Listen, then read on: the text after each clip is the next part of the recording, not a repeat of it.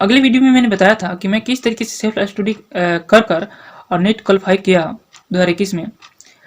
मैंने 3 अटेम्प्ट लिए, 2 अटेम्प्ट में मैंने क्या गलतियाँ किया और तीसरे अटेम्प्ट में क्या अलग किया जिस वजह से मेरा रिजल्ट हो पाया। सबसे बड़ी गलती थी जो मैंने आप लोगों से बताया था, और आप लोग नहीं देखे होंगे तो इस वीडियो को जाकर देखें। उसमें था कि मैंने बायोलॉजी में अच्छे स्कोर नहीं करते थे। जैसे कि 2020 में जो है मेरा जो है केमिस्ट्री का स्कोर 153 था और बायोलॉजी का स्कोर जो है आप 263 नंबर था, जिसकी वजह से मेरा रिजल्ट नहीं हो पाया था। और 2021 का सबसे बड़ा जो रिजल्ट होने का था कि वो बायोलॉजी था। देखिए मैं नॉर्मल से नीचे का स्टूडेंट था और मेरे लिए एक गवर्नमेंट लेना ही बहुत बड़ी बात थी। मेरे दोस्त सुनील जो हैं वो बोले कि भाई देखो मेरे फ्रेंड्स को बताइए कि आप बायोलॉजी में इतने अच्छे स्कोर कैसे कर गए, जो कि मतलब इतनी बड़ी जंप, बहुत बड़ी जंप होती है। तो मैं आप सबको बताना चाहता हूँ कि मैंने बायोलॉजी में 2 स्ट्रेटजी अपनाए थे, 2 फैक्टर जो मुझको कमी थी और वो 2 फैक्टर को दूर किया, और वहीं 2 फैक्टर के बारे में मैं आप लोगों से भी बताऊंगा। प्लीज़ अगर कुछ चीज़ें अगर आपको अच्छी लगेगी तो उससे बताइएगा, और कुछ चीज़ जो स्पष्ट ना हो पाएगी वो ज़रूर पूछिएगा कमेंट में। 2 फैक्टर वो हैं कि एक फैक्टर कि हमारे जैसे स्टूडेंट के लिए है वो उनको ये समझ में नहीं पता है कि एनटीए जो है एनसीईआरटी से किस तरीके से क्वेश्चन फ्रेम कर रहा है। जैसे कि हम लोग पढ़ते तो हैं, बायोलॉजी भी बहुत बढ़िया से पढ़ते हैं, लेकिन जब क्वेश्चन आता है तो उसमें हम लोग ने गलती हो जाता है और कहते हैं कि हमसे सिली मिस्टेक हो गया, हम ये क्वेश्चन जानते हुए भी गलती कर दिए।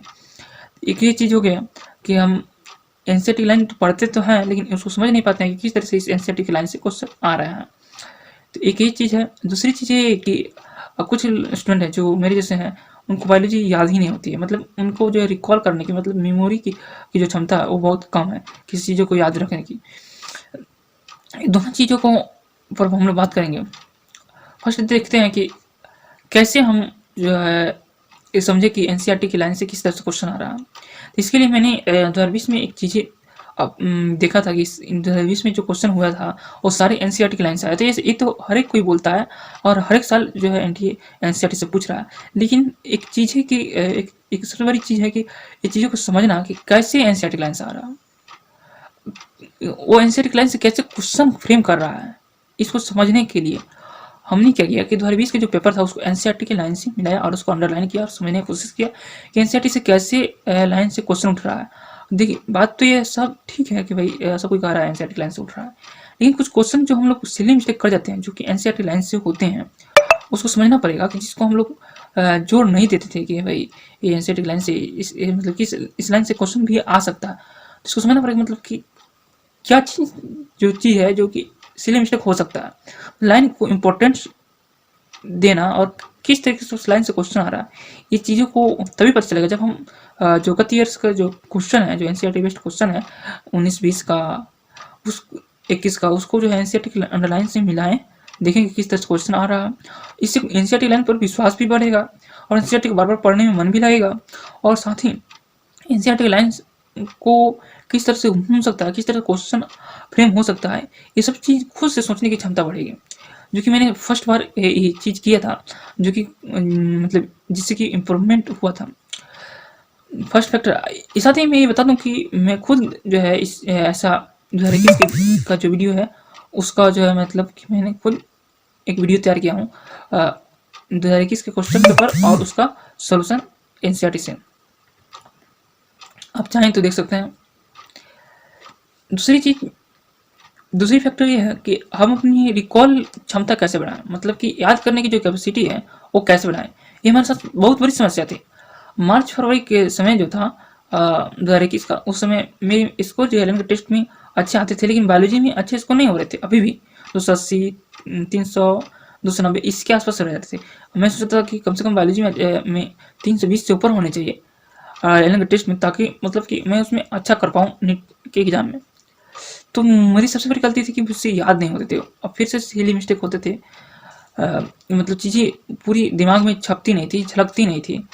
डायग्राम पूरी तरीके से मतलब मान लीजिए पढ़ गए हैं वहाँ पर पूरी मतलब सब क्लियर इमेज नहीं बन पाते थे। डायग्राम पैराग्राफ जो थे वो जो है मतलब पूरे क्लियर नहीं दिखते थे। तो इसके लिए मैंने क्या किया, मुझको टेंशन हो रही थी कि लगता है इस पर भी नीट का रिजल्ट नहीं हो पाएगा।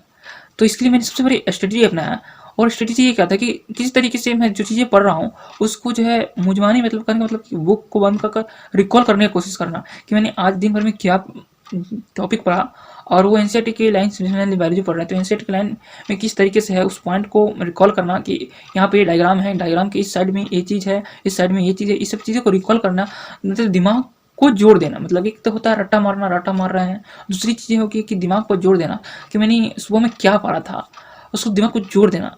एक शुरुआती दौर में थोड़ी दिक्कत होगी, और फाउंडेशन के जो बच्चे होंगे उनके लिए थोड़ी सी दिक्कत होगी, लेकिन ये धीरे धीरे आप, और फाउंडेशन के है तो एक टॉपिक वाइज करें, मतलब एक टॉपिक पढ़े हैं उसको रिकॉल करते हैं क्या क्या चीज़ पढ़े हैं, ठीक है ना। तो इसमें दिमाग पर जब तक जोर पड़ेगा तो इससे क्या होगा कि रिकॉल करने की क्षमता बढ़ेगी, दिमाग में एनर्जी, मतलब थोड़ा सा दिमाग में एनर्जी लगेगा और रिकॉल करने की क्षमता बढ़ेगी, दिमाग वर्क करेगा, दिमाग का जो नर्व है वो वर्क करेंगे, और जो लॉन्ग टर्म, शॉर्ट टर्म से लॉन्ग टर्म की जो मेमोरी होती है वो उसमें जो है चीज़ें जो है आपकी जो रिकॉल करने कोई चीज़ों की रिकॉल कीजिएगा वो लॉन्ग टर्म में जाएंगी।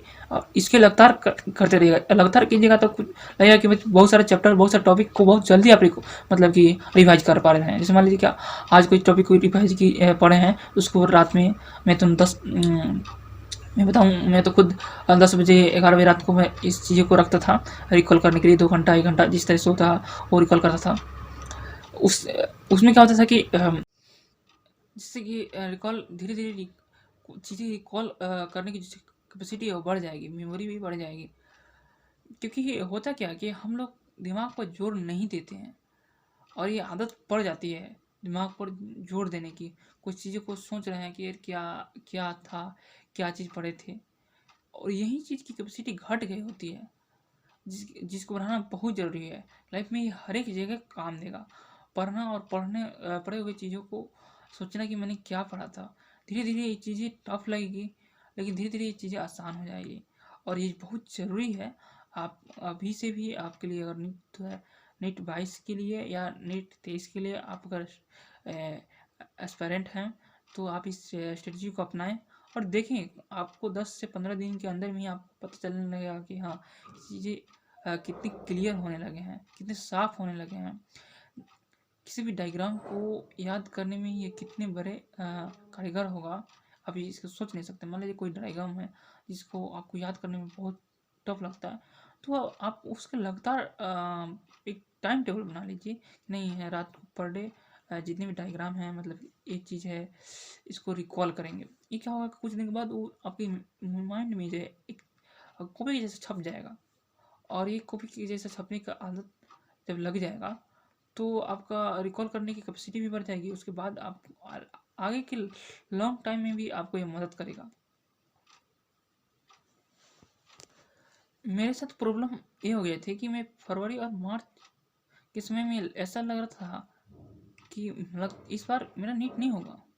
तो मैंने उस समय अपने दोस्तों से बात किया, भाई देखो मैं चाहता हूँ कि जो चीज़ें मैं पढ़ रहा हूँ वो रिकॉल करूँ तुम्हारे साथ, और उस चीज़ों को मैं तुमसे शेयर करूँ कि मैंने क्या पढ़ा, और उसको मैंने एनसीईआरटी की जो लाइन्स हैं जो मैंने पढ़ा हूँ वो तुमको समझाना चाहता हूँ। लेकिन किसी भी स्टूडेंट में जो फ्रेंड्स थे उसमें मैंने एक दिन किया, दूसरे दिन किया, उन लोगों में कॉन्स्टेंसी नहीं थी, जिसकी वजह से मैंने खुद अकेले अपने रूम में ही ये मानते हुए कि मेरे सामने कोई दोस्त है और मैंने उसके सामने जो चीज़ें दिन भर में पढ़ी हैं उसको उसको समझा रहा हूँ कि वो पॉइंट्स क्या थे, डायग्राम्स क्या थे, मैंने किस तरह से उसको याद किए हैं, वो चीज़ों को मैंने उसको समझा रहा हूँ अकेले रूम में, क्योंकि लॉन्ग टर्म का समय था।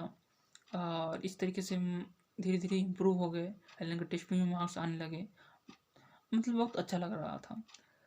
बस नीट के एग्ज़ाम में सब कुछ अच्छा गया, लेकिन होमवर्क शीट में मेरी केमिस्ट्री में जो 4 क्वेश्चन गलती हो गई जिसकी वजह से मेरा मार्क्स थोड़ा मतलब नीचे खसक गया, लेकिन कोई बात नहीं। मेरी इच्छा थी कि मैं गवर्नमेंट कॉलेज में एक सीट मिल जाए, उतने के मार्क्स मेरे आ गए। और सबसे बड़ी चीज़ थी कि बायोलॉजी में इतने बड़े जंप हुए, जिसकी वजह से मेरा रिजल्ट केमिस्ट्री का पेपर ख़राब चले जाने के बावजूद भी रिजल्ट हो गया। तो मेरे आप सबसे रिक्वेस्ट है कि आप जो है ये दोनों फैक्टर्स को अपनाएं। दोनों फैक्टर बहुत ही इंपॉर्टेंट है बायोलॉजी में या फिर किसी भी चीज़ में ये समझने के लिए कि जिसमें फर्स्ट फैक्टर तो बायोलॉजी के लिए बहुत ही इंपॉर्टेंट है कि एनटी किस तरह से क्वेश्चन फ्रेम कर रहा है एनसीईआरटी की लाइन से, उसको समझना। और दूसरी चीज़ें रिकॉल करने की ये बहुत ज़रूरी है। कुछ स्टूडेंट हैं जो बायोलॉजी के हैं, फिजिक्स केमिस्ट्री तो उनको बहुत अच्छे होते हैं, लेकिन बायोलॉजी के पेपर ख़राब चले जाते हैं क्योंकि उनको जो रिकॉल करने की क्षमता है वो घट गई होती है। तो ये स्ट्रेटजी अगर अपनाइएगा तो ज़रूर आप इम्प्रूव कर पाइएगा। अगर आप चाहते हैं कि इस तरीके के वीडियो देखना तो प्लीज़ इस चैनल को सब्सक्राइब करें और कमेंट करें आगे कि मैं जो ये रिकॉल करने की क्षमता है उसको और क्लियरली बता सकूं।